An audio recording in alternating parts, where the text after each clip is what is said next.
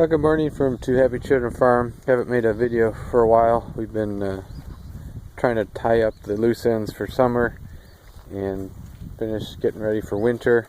I'm walking through one of our broccoli fields, and we're about probably 10 days away from harvest.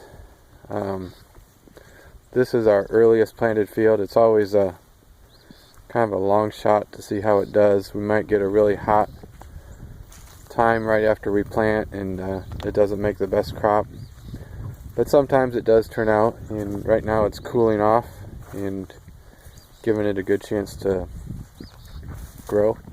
That's not what this video is about. This video is about crop rotation and using crop rotation for weed control.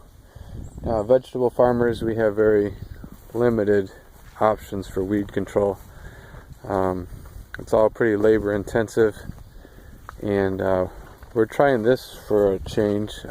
This field was a melon field this summer, and our top weed right now in melons is these volunteer melons. You can see the little plants there. They're in the same family as the melon family, and then what happens is they intermix with cantaloupes or watermelons, and they're very aggressive, so they can really kill your yields pretty quick, and controlling them is nearly impossible. Hand weeding is really difficult. You might get 80% of them weeded out, but that other 20 will really come back to bite you. So what we're doing here is this field hadn't been tilled in between crops, and now we're planting it into winter crops. So my hope is all these stupid melon crops, which are warm season, you can see the bastards germinating right there.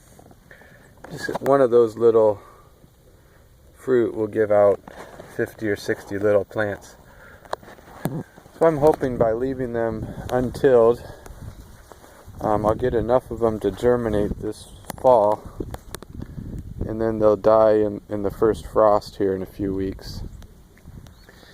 And by next spring, I hope to have exhausted all those seed bank and get most of them out of here just by naturally having them freeze during the winter.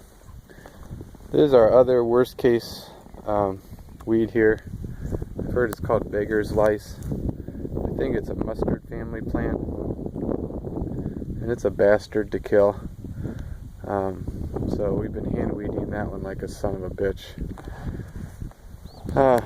Hopefully that one too will also winter kill. And if I don't till this land like I'm not, I won't be spreading those weeds over into the adjacent fields. And within a few years, hopefully we can get this cleaned up. The next rotation this field would go into would probably be tomatoes.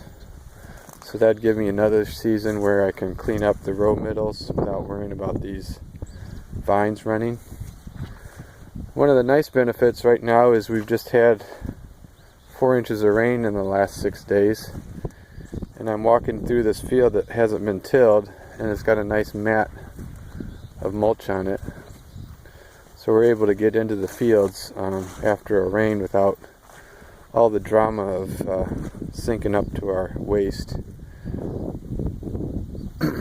That's an update. This is just our first field of winter and fall crops. We do one of these about every 2 to 3 weeks, and so we have a fresh supply always going into the market.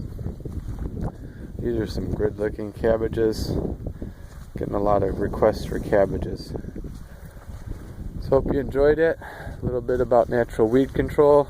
We're probably a month away from our first freeze, and usually at that first freeze usually just means we get down to 30 degrees for about 20 minutes, and then we may not get another one of those events until January. And what we see is it just doesn't really get cold here for long duration, so these guys are going to grow really well all winter long. Thanks for watching, and we'll update again.